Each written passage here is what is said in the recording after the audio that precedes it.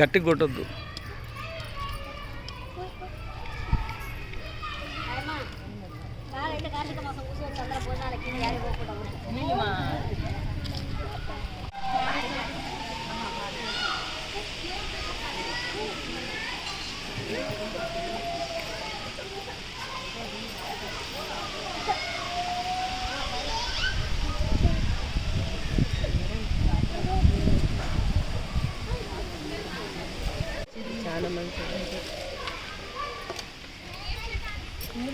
అందరూ నిలబడి అక్కడ దిక్కు చూడండి మేడం.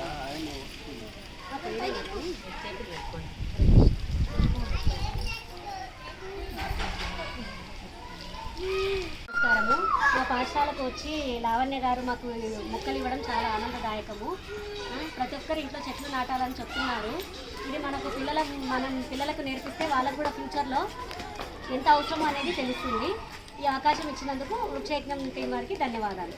జనరేషన్ ప్రకారము మొక్కలు నాటుకోవడం ఎంతో అవసరం, కానీ ఎప్పుడు ప్రభుత్వం మీదనే మొక్కలు నాటాలి, ప్రభుత్వం చేయాలి అని మాత్రమే ఆలోచన చేస్తున్నారు. కానీ ప్రజలు మనం నాటుకున్నాము అంటే ఇప్పుడు ప్రభుత్వం నాటుతుంది అది చేస్తుంది అనే ఆలోచనతో ఉన్నారు. కానీ మనం ప్రభుత్వం అయితే ఆక్సిజన్ పీల్చుకోదు కదా, మనకే కదా ఉపయోగపడేది.